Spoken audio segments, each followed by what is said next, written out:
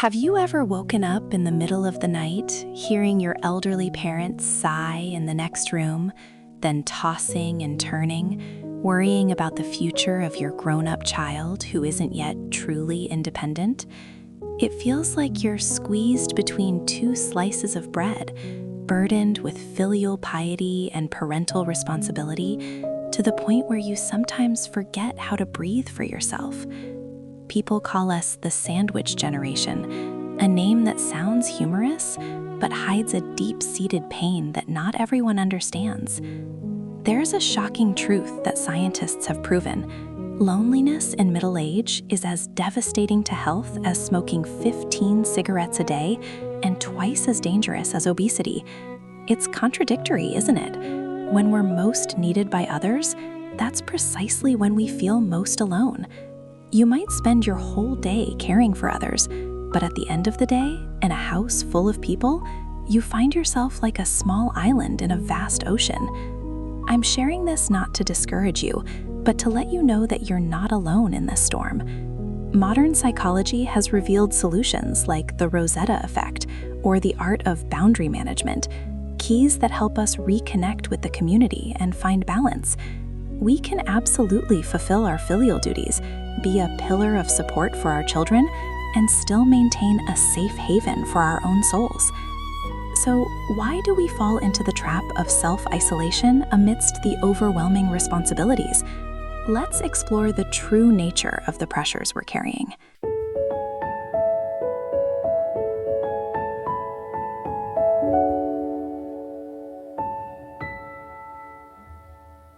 That trap of responsibility doesn't usually hit you like a sudden crash.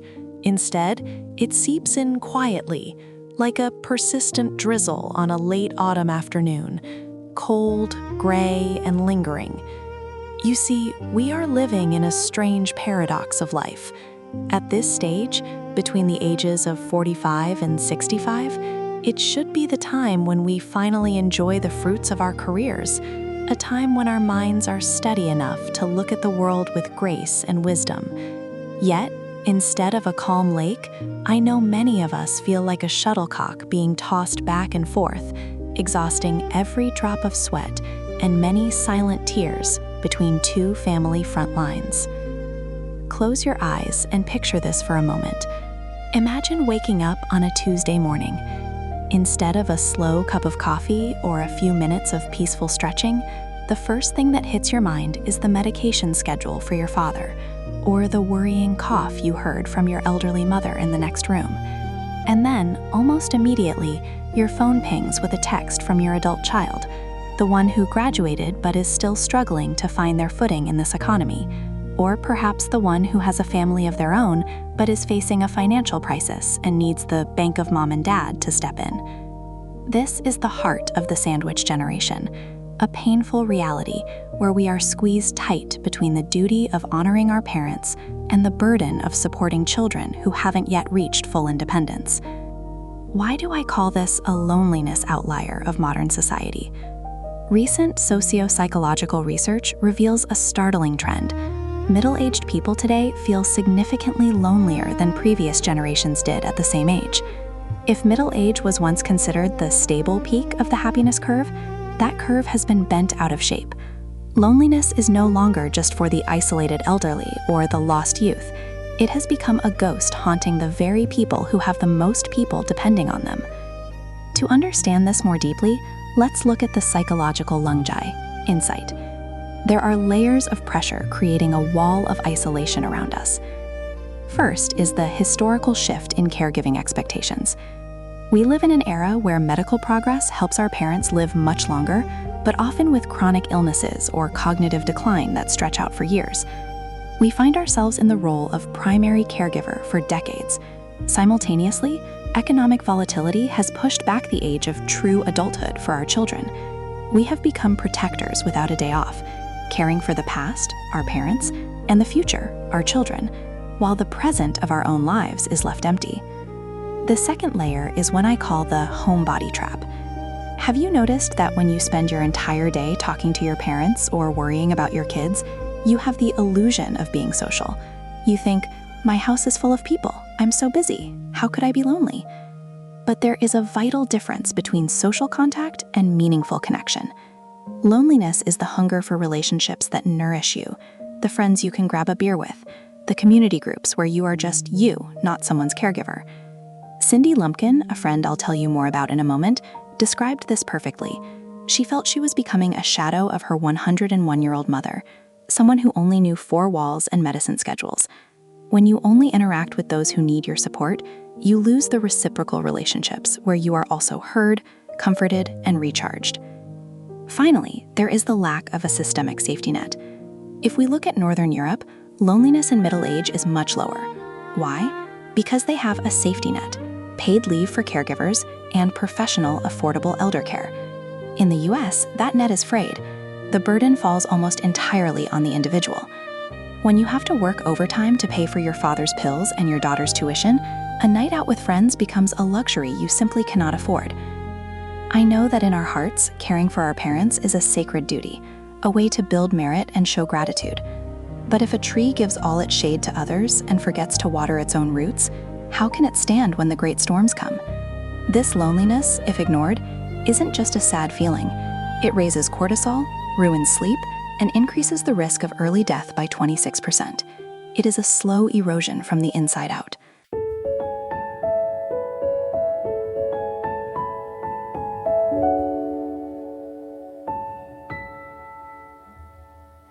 I want to bring you closer to the life of Cindy Lumpkin. Her story is a mirror for so many of us. Imagine a Monday morning, just after 5 a.m., while the morning mist still clings to the windows. Cindy is already awake, not to a gentle alarm, but to the frail cough of her 101-year-old mother. Cindy once told me that as she leaned over to help her mother, her own hands would sometimes shake. Touching her mother's skin, which felt as thin and delicate as tissue paper, she felt a wave of overwhelming sadness. At an age when her peers were posting travel photos, Cindy's world had shrunk to the size of a single bedroom. It wasn't always like this. When her mother first moved in at age 78, they were partners. They cooked together, laughed over dinner, but time is a silent thief. As her mother weakened, their roles flipped. Cindy became the primary caregiver. I remember her describing one specific morning. She had a crucial meeting at work, the kind you can't miss. Suddenly, her hired help called out sick. In that moment, Cindy's face went pale. She stood in her living room, paralyzed by anxiety, feeling squeezed between 2 giant stones, her duty to her career and her love for her mother. Psychologically, Cindy was experiencing the systemic social network decline and a breakdown of the attachment behavioral system. Don't let the terms intimidate you. It's actually quite simple. We all have a biological instinct to seek attachment figures, safe havens where we can go when we are stressed. When we are kids, it's our parents. When we are middle-aged, it's usually our spouse or best friends. But Cindy was only interacting with people who needed her mother and her children. She had no safe haven of her own. She stopped going to church, stopped meeting friends for lunch, the very things that usually provided the mental fuel she needed to keep going. Cindy admitted she had become a homebody by force. The most painful part? The guilt.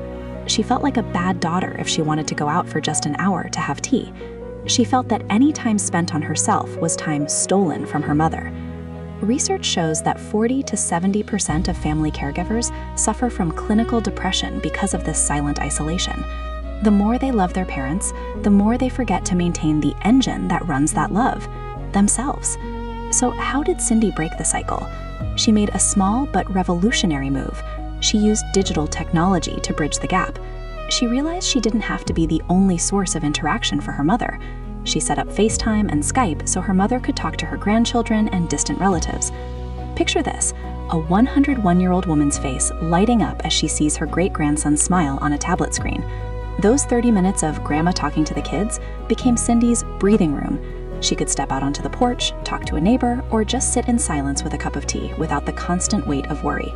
The internet became a tool to decrease her loneliness and increase her social contact in a very practical way. Cindy's journey teaches us that filial piety doesn't mean self-imprisonment. Caring for a parent is a blessing, but to keep that lamp burning, you must add oil to your own reservoir. The peace of the caregiver is the best medicine for the patient.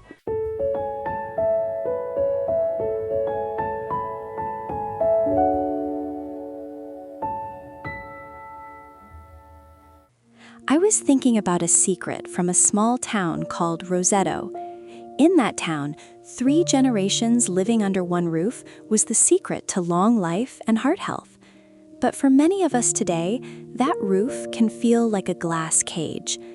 Have you ever wondered why love and filial piety, the most beautiful values we hold, can sometimes feel like a heavy boulder on our chests? This brings us to a concept called filial responsibility norms. Think of it as an invisible contract handed to us at birth. In many cultures, we are raised with the idea that children are the insurance for old age. These norms are deeply rooted in our identity, pushing us to sacrifice everything for our parents. But I want you to look at yourself in the mirror tomorrow morning. Do you see the dark circles from lack of sleep? The tension in your shoulders as you try to balance your father's medical bills with your son's tuition? Here is a fascinating psychological finding. Middle-aged adults often tend to sacrifice their own needs even more than their parents actually expect them to. We set an impossible standard for what it means to be a good son or daughter, and when we inevitably fall short, we drown in guilt. Let's break this down into 2 types of motivation: discretionary motives, voluntary, and obligatory motives, mandatory. Think back to a day when you brought your mother a bowl of soup with a genuine smile because you just wanted to see her happy. That is a voluntary motive, and it actually brings you peace and connection. But then think of the days when you do it out of sheer exhaustion, thinking, I have to do this, or the neighbors will think I'm a bad person. That is an obligatory motive. Research shows that people who care for others based on love and choice are much happier and less lonely than those who do it strictly out of a sense of must. When duty smothers love, loneliness begins to grow in the soil of your fatigue. The biggest trap of this invisible contract is the belief that if I spend time on myself, I am taking love away from my parents. Cindy lived in that struggle for years. Every time she picked up a book to read, she'd hear a noise from her mother's room and put the book down, overcome with remorse. She forgot that to care for a 101-year-old, she needed to be a healthy, vibrant 60-year-old woman first. And then there's the other side of the sandwich, our adult children. In an unstable world, many of our kids are still relying on us as their safety net. We fear for our children, we worry for our parents, and so we stand in the middle, absorbing the pressure from both sides. We become so busy that we lose our social capital, our friends, our hobbies, our church groups, the very things that keep us mentally strong. If you feel this way, you might be experiencing a developmental schism. This happens when the expectations of 2 generations don't line up. You want to manage your mother's health and safety, but your mother might just want to keep her right to be the advice giver. When you focus so much on the task of caretaking that you forget the act of communicating, the distance between you grows, even while you are living in the same house. I know your greatest wish is peace. You want to do right by your family and build a legacy of kindness. But remember, merit does not come from blind suffering. It comes from compassion, including compassion for yourself. A lonely, depleted caregiver cannot provide true warmth. The most complete form of filial piety is one practiced in balance, where you are a devoted child and a person with a rich life of your own.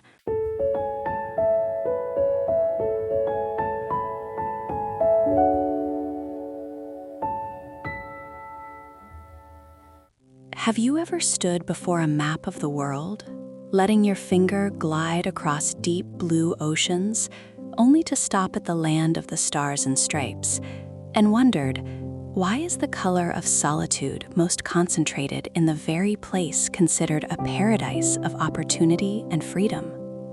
It is heartbreaking that the latest international studies have placed a harsh label on the United States, a global outlier in loneliness. While in most other countries, loneliness typically only truly surrounds people as they enter their later years, In America, the peak of isolation falls right during our middle-aged years, that threshold of 45 to 65. Why must we bear such a somber privilege, while across the ocean, our peers in Europe are living these years with much more ease and connection? Let me tell you, there are afternoons when Cindy looks through her small window and happens to read a message from her cousin living in a small town in Germany.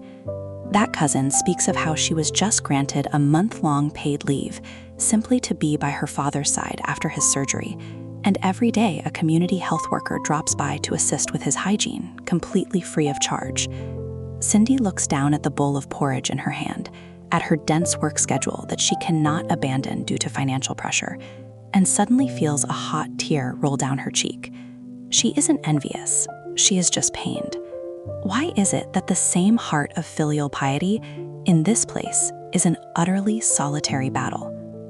This harsh difference stems from a concept I want to share with you: the systemic social safety net. Imagine our lives are like a person walking a tightrope over the abyss of responsibility. In Nordic or continental European countries, the government and society have already spread a giant safety net below. These are policies like paid leave for caregivers, free childcare systems, and state-supported professional elder care. When that net exists, if you happen to stumble from exhaustion, you know you will be supported. But in America, that net seems to have rotted away long ago. We are walking the rope with no insurance. Every burden, from financial to physical, rests solely on the individual's shoulders, and when we fall, we can only grab onto ourselves. Researchers have pointed out that the lack of this safety net keeps middle-aged Americans in a constant state of red alert. Financial stress not only erodes the wallet, but also erodes the need for social connection. When you have to work overtime to afford medicine for your father and tuition for your child, time for a friend gathering or a temple service suddenly becomes a luxury item you dare not touch. Loneliness at this point is not a choice. It is an inevitable consequence of a system that is abandoning its caregivers. But the story doesn't stop at policy.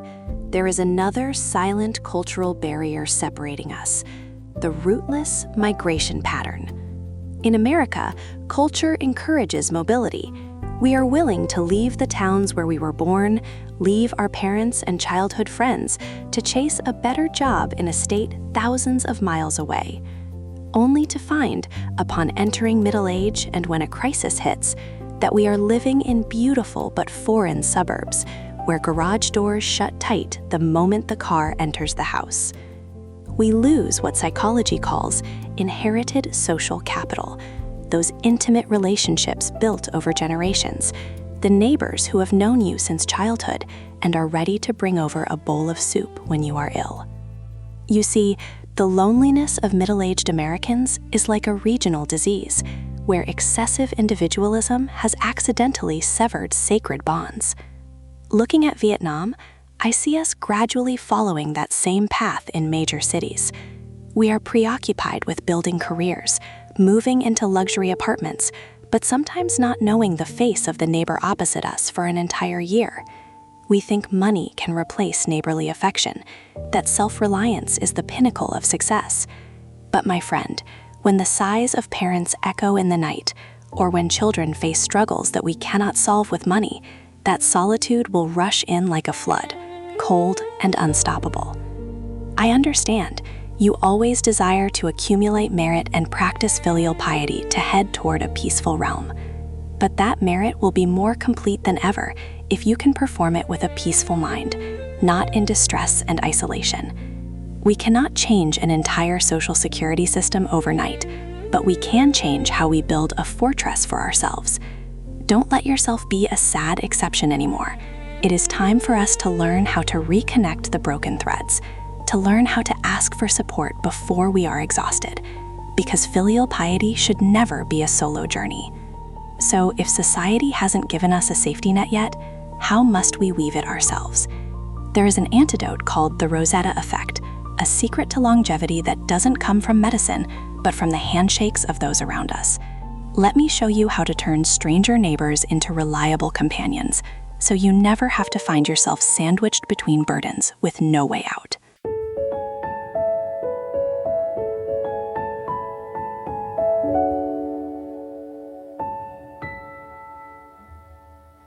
Honoring and caring for our loved ones should never have to be a solo battle, but I know there are times when you feel like you're standing on a deserted island, even when surrounded by those you love most.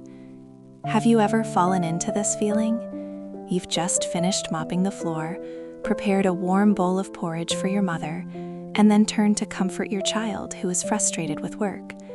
But when night falls and you sit in silence, you find your heart achingly empty. You blame yourself. Why do I feel so lonely when my family is right here? Am I just ungrateful? Let me give you a tight hug and tell you this. You are not ungrateful. You have simply fallen into a psychological trap that scientists call misaligned attachment. Let me tell you more about that afternoon with Cindy that I didn't get to finish earlier. It was a day of torrential rain, and Cindy sat by her mother's bed, holding the frail, paper-thin hand of her 101-year-old mother. Her mother was recounting a story from 60 years ago, repeating it for the 10th time that day. Cindy looked deep into her mother's clouded eyes, and a powerful longing surged within her, a wish for her mother to reach out, stroke her hair, and say, "You've worked so hard, Cindy." She wanted to be sheltered by her mother, just like when she was a little girl. But instead, her mother suddenly frowned because her pillow was slightly crooked.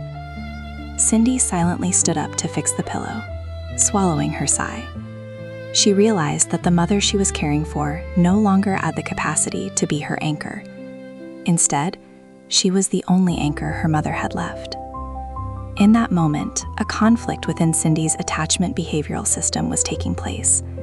Don't let the technical name intimidate you. It's actually very simple. Nature has gifted every human being with a biological instinct from birth. When we encounter stress, pain, or fear, we automatically seek proximity to someone we trust for a sense of safety. That person is called an attachment figure. When we are children, it is our parents. As we grow up, it is usually our spouse or a best friend. Where is the trap? It's that when we enter middle age and become caregivers, we unconsciously still seek safety from the very people we are supposed to be protecting. You look at your mother, and the child inside you still wants her comfort. You look at your children, and you want them to understand your sacrifices. But what is the harsh reality? Aging parents can sometimes become irritable or lose their memory, and children are preoccupied with their own struggles. When you seek comfort from them and don't receive it, you feel rejected. And the pain of being rejected by the very people you are giving your all to care for is the sharpest pain of all. It pushes you into the abyss of solitude. Psychologists also point out another key element for a relationship to remain free of loneliness: partner responsiveness. True intimacy only arises when you share a feeling and the other person responds with understanding, validation, and care. In the role of the sandwich generation, our interactions are often one-sided. You meet every need of your mother and your children, but your own need to be heard is left unaddressed.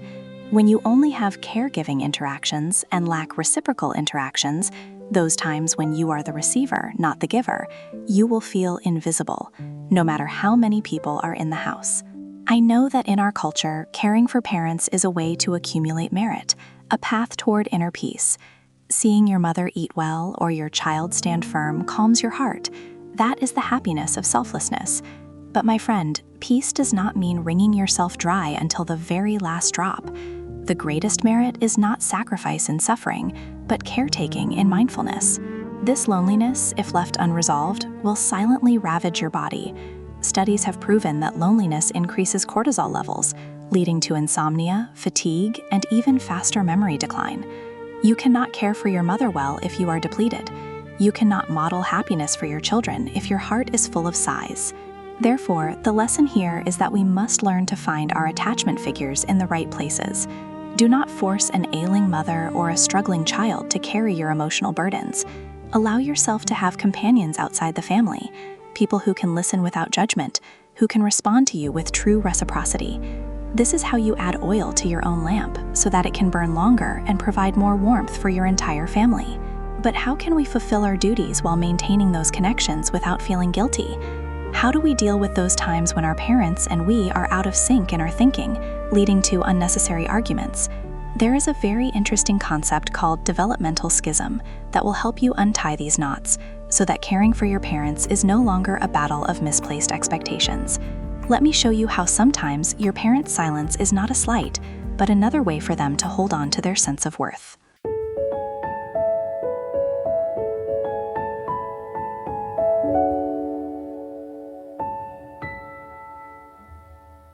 The silence of parents is not always a reproach.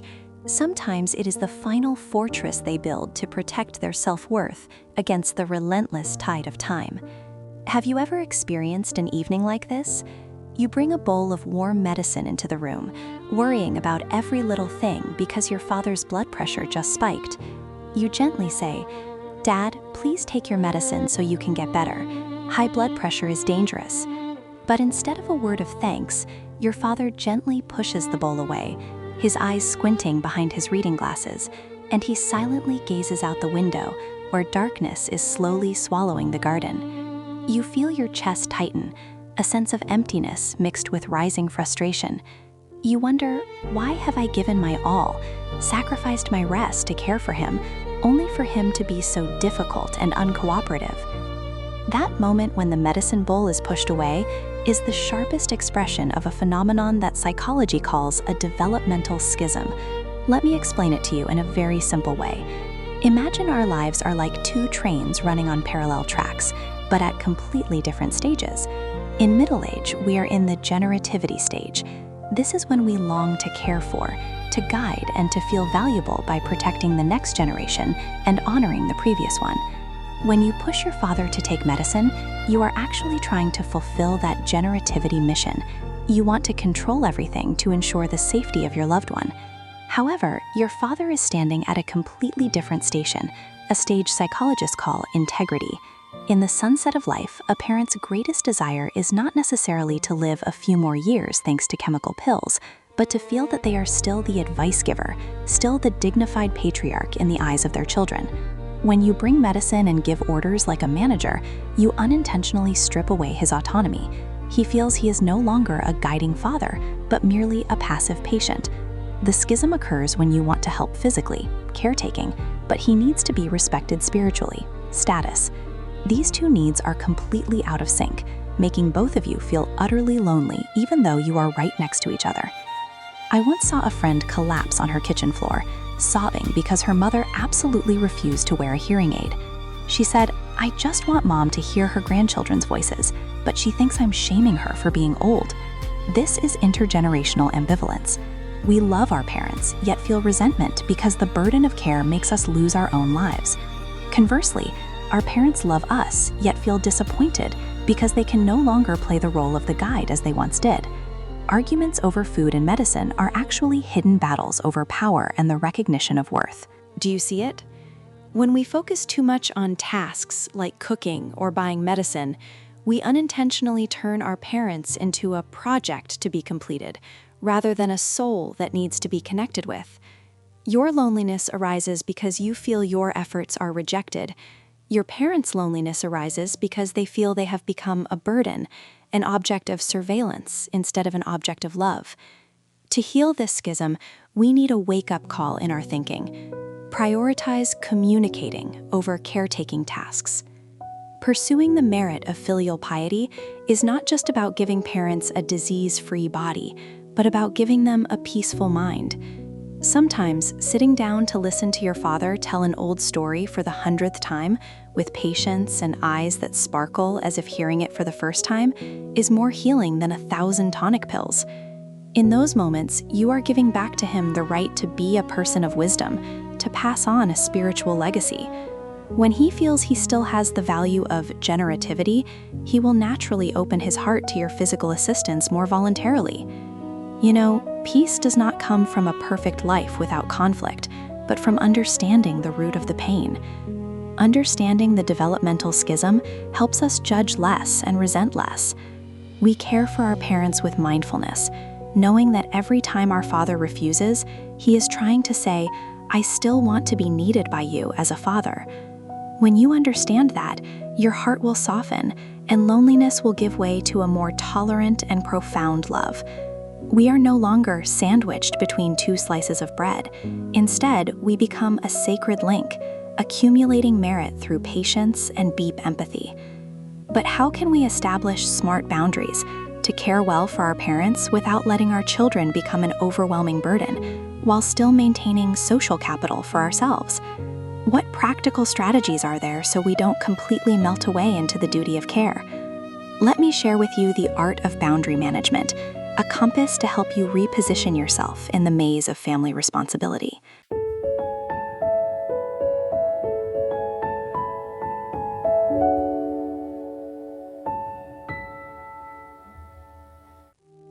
When you truly understand that every time your father refuses his medicine or your mother paces silently out the window, they are actually trying to cling to the last remaining shards of their autonomy, your heart will surely soften.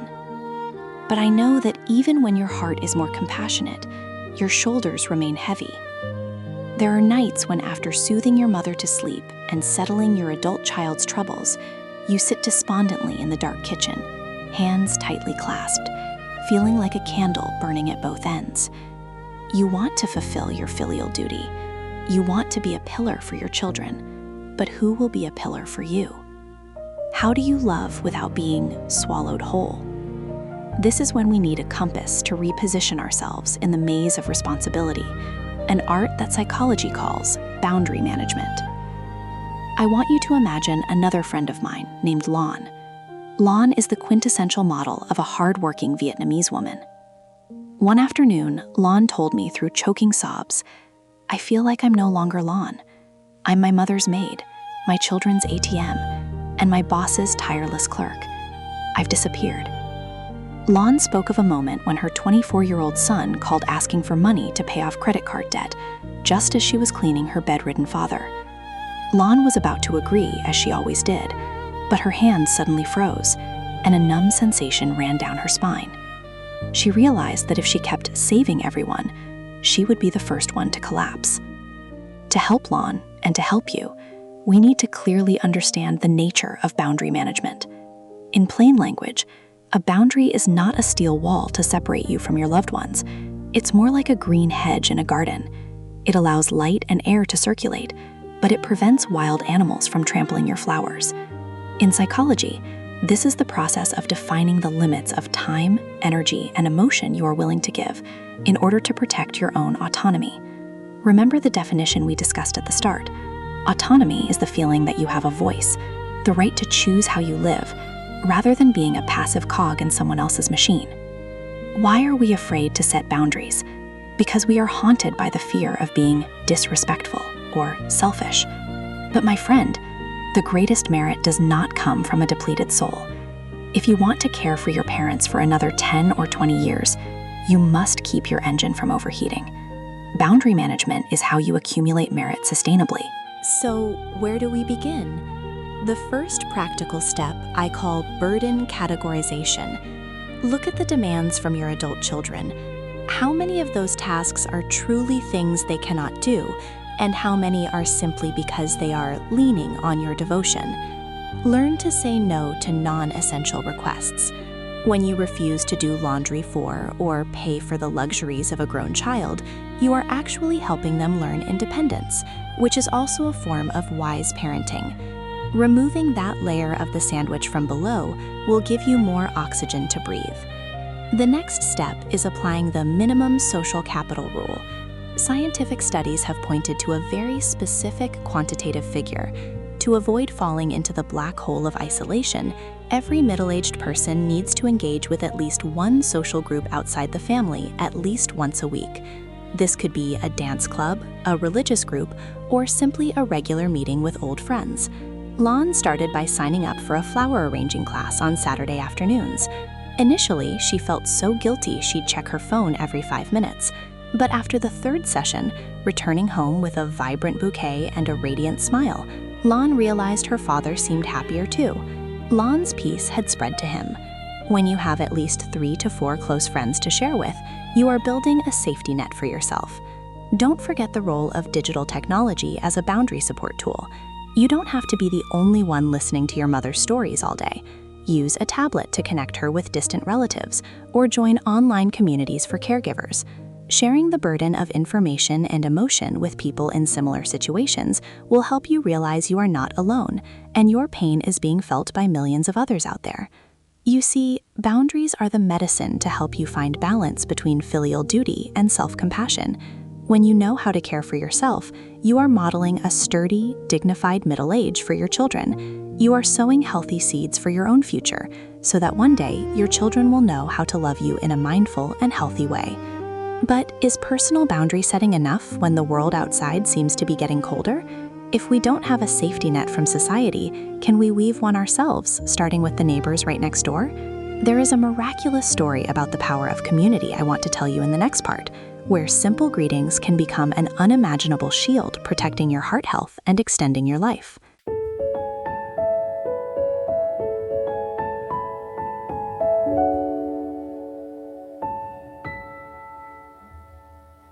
Building a fortress through neighborly greetings is a wonderful way to weave a safety net, but I know there are times when you can't even step out the door to breathe the porch air.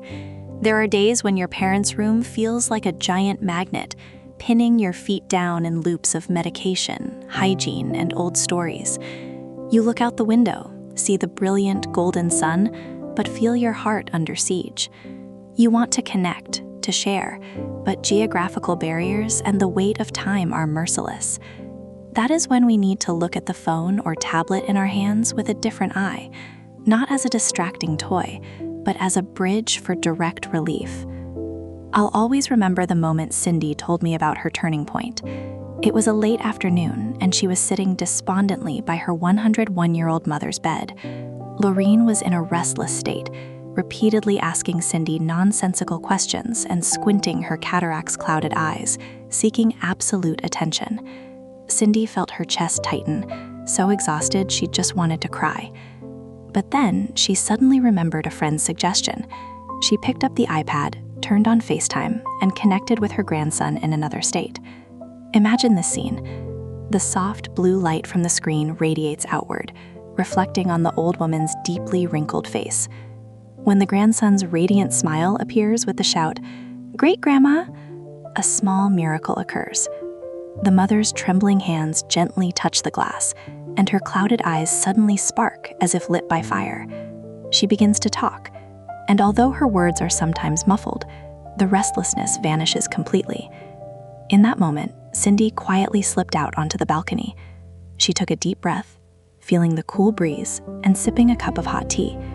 It was only 20 minutes of Grandma busy talking to the kid, but it was like life-saving oxygen that revived her. Psychologically, what Cindy did was a smart strategy to address attachment monopoly. Think of it this way. When elderly parents become frail and lose their social connections, they often unconsciously view you as their sole and absolute attachment figure. They monopolize your every interaction because it's the only place they feel safe. When you use technology to bring other family members into that space, you are performing attachment distribution. This doesn't decrease love. On the contrary, it provides parents with fresh energy from the younger generation while releasing you from the role of sole provider. Scientific studies have proven that internet use for communication is directly linked to lower levels of loneliness in middle-aged and older adults. It enhances digital social capital, a profoundly valuable mental resource. When your parents chat with distant relatives via FaceTime or Skype, they see themselves as still belonging to a clan, still having value in the eyes of others. This significantly reduces the pressure on you because you no longer have to play the role of the whole world for them. So, how can we apply this practically and effectively? I want to guide you through a few small but powerful steps. First, establish a virtual connection schedule.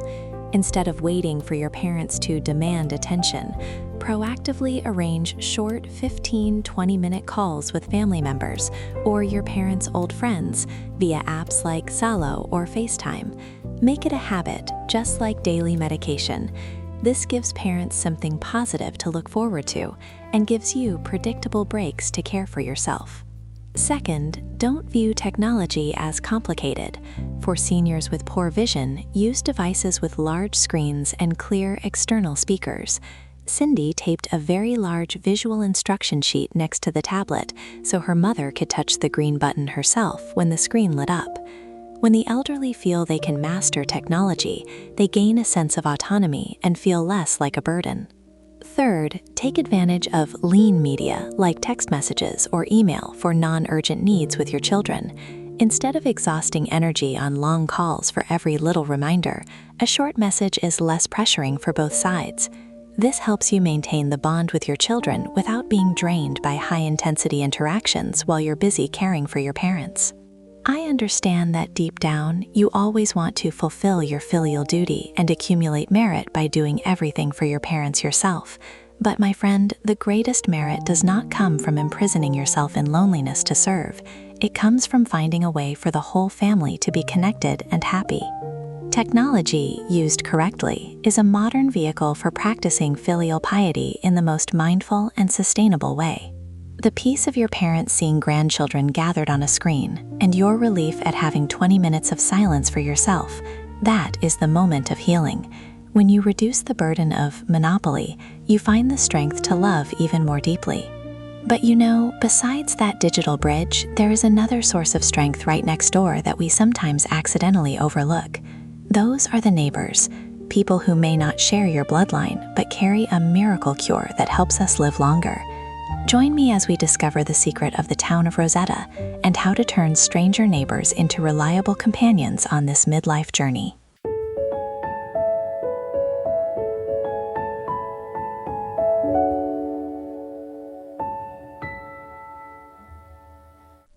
As the joyful cries of grandchildren through the FaceTime screen fade, returning the room to the quiet atmosphere of medication schedules, I know there are times when your heart feels heavy.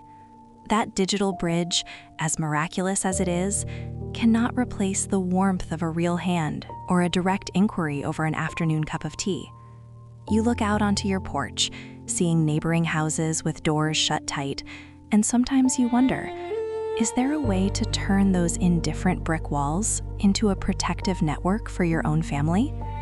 The answer lies in a classic secret of medicine and psychology, a true story from a small town named Roseto in Pennsylvania. I want you to travel back in time with me, setting foot in Roseto in the 1950s. Imagine yourself walking the streets here. The first image that hits you is rows of houses built closely together along the sidewalk, with very wide front porches. There, you would see 3 generations sitting together under one roof. Kitchen smoke rises from everywhere, carrying the aroma of pasta and the hum of chatter and laughter. Men coming home from work don't drive straight into the garage and lower the door immediately as we often see today. Instead, they stop at the porch, greet each other, and share snippets of gossip about their gardens or children. The elders are not locked away in quiet rooms. They sit there at the heart of life, watching their grandchildren grow and receiving absolute respect from the entire community. Do you know what the strange thing was? When doctors came here to study, they were utterly astonished. The people of Roseto back then ate a lot of fat, smoked heavy cigars, and worked hard in stone quarries. According to all medical logic, the rate of heart disease here should have been very high. Yet the reality was exactly the opposite. The rates of heart disease and early death in Roseto were significantly lower than anywhere else in America. The secret didn't lie in medicine or some holy diet, but in that very tight-knit community cohesion. Scientists named this phenomenon the Roseto effect. Let me explain the Roseto effect to you from a deep psychological perspective, but in the simplest language.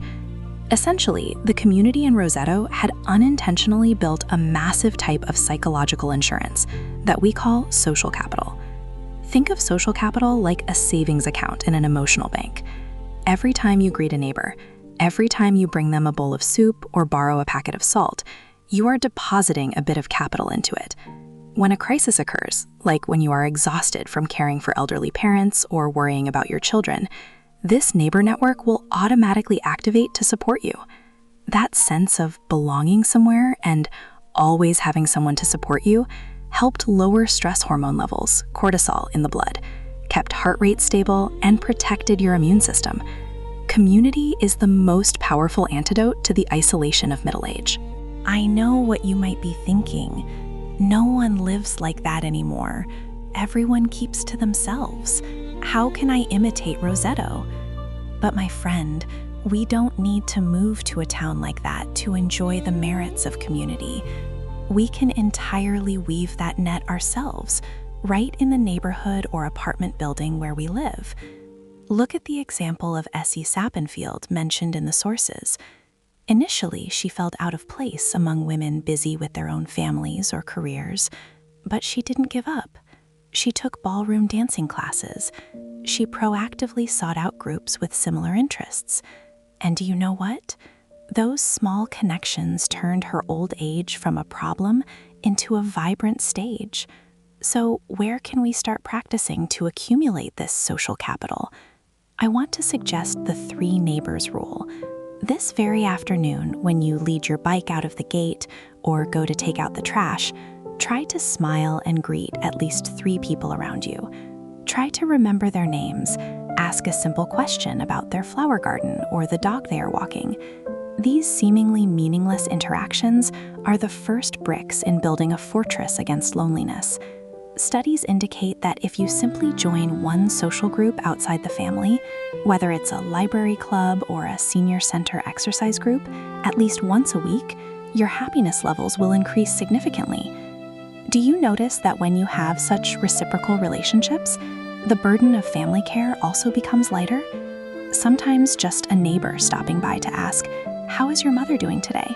already makes your heart feel much warmer. That is when you receive partner responsiveness from society, helping you feel like you are still a valuable individual, not just a caregiving machine. Building community is how you create a wholesome living environment, accumulating merit for yourself and setting an example for your children on how to live connectedly. Don't wait until you are exhausted to start seeking connection. Remember that on the journey of filial piety and caregiving, you don't have to be a lonely island in an ocean of responsibility. A smile to the person next door today could be the very sturdy support for your family tomorrow. But I understand that sometimes change doesn't just come from action. It must come from a profound shift in how we perceive burden and responsibility. How do we turn those exhausting days of caregiving into moments of mindful choice and voluntary love? Join me in the final part of our conversation today, where we will restructure our thinking together to find true peace right in the midst of the busy life of the sandwich generation.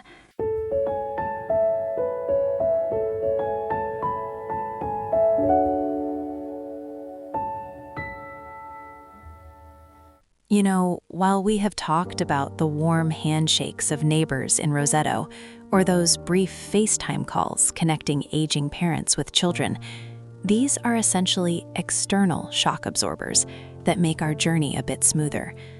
However, there is a truth I want to share with you honestly. Even with the best social safety net or the kindest neighbors, the midlife sandwich will still crush you if inside your own mind, caregiving is labeled as nothing more than a suspended sentence of duty. I have seen so many people who, even after finding material support, still wake up every morning with a heavy sigh. They aren't lonely because they lack company. They are lonely within the very responsibilities they carry. That is why today I want to join you in taking the most important turn: reframing meaning. Learning to shift your mindset from having to choosing to. Let me tell you about Cindy's moment of transformation. It was an ordinary Saturday afternoon, and she was bathing her mother. Imagine the scene: the pungent smell of medicinal oil, the sound of an old TV show drifting from the next room, and Cindy drenched in sweat. She looked down at her mother's thin, frail feet, the same feet that had carried Cindy through countless seasons of rain and sun. In a split second, Cindy realized she was doing this with a silent irritability. She saw that she was counting every second just to finish this task so she could get to something else. A tear rolled down her cheek, and she wondered, why has the filial piety I always cherished become such a shackle? Right then, Cindy stopped. She took a deep breath, looked at her mother's sleeping face, and told herself, "No, I am not a slave to circumstance. I am here because I want to be here. I choose to spend these years with my mother because she is the only person on earth who gave me life.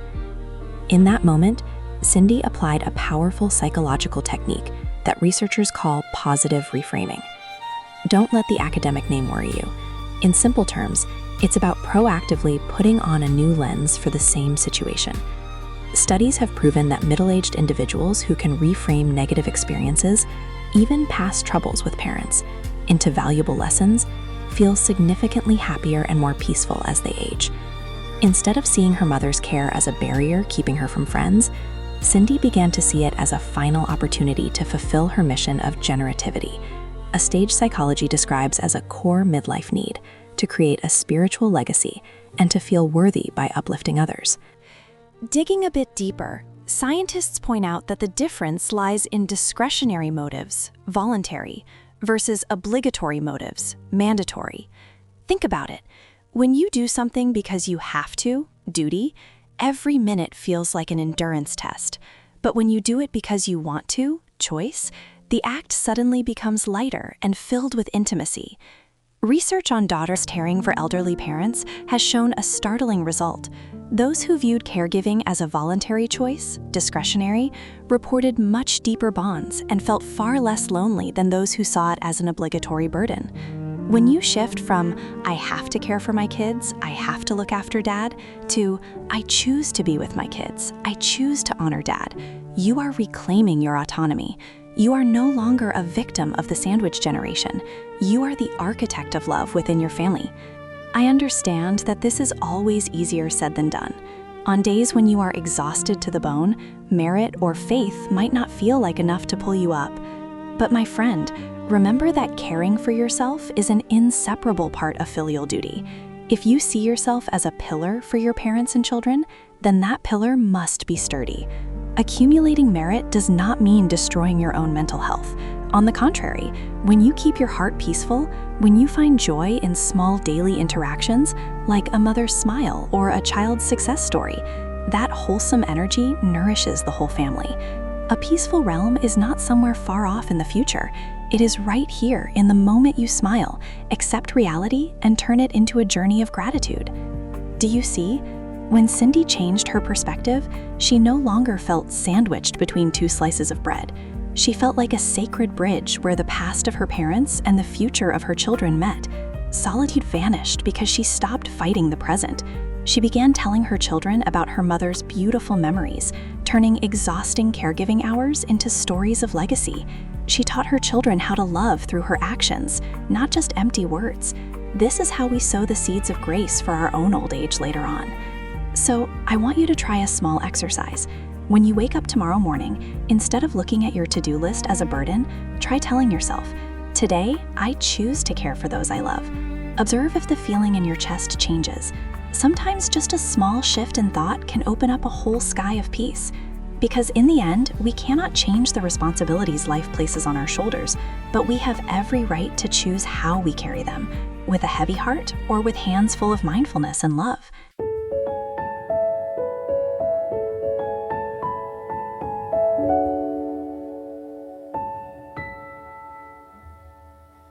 Choosing to carry your responsibilities with mindful hands and a loving heart is the exact moment you stop being a victim of circumstance and start becoming the driver of your own happiness. I know that the journey from being a homebody, weighted down by guilt, to becoming an individual who loves themselves and connects with the community is not a path covered in roses. There will be moments when, standing before the mirror and seeing the wrinkles of exhaustion, you might doubt whether you can actually do it. But my friend, look back at the path we have traveled together in our conversation today. We have peeled back the squeezed layers of the sandwich generation to see that loneliness is not a life sentence for middle age. Remember this agonizing figure one last time. Loneliness harms health as much as smoking 15 cigarettes a day and increases the risk of early death by 26%.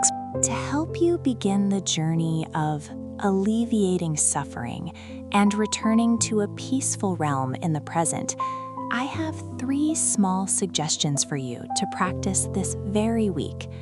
First, apply the one group, one time rule. Quantitative studies have shown that participating in a social group outside the family, whether a charity, an exercise class, or a book club, at least once a week completely changes your level of happiness. Don't wait until you are free, because we will never truly be free. Consider this an important appointment with your own health.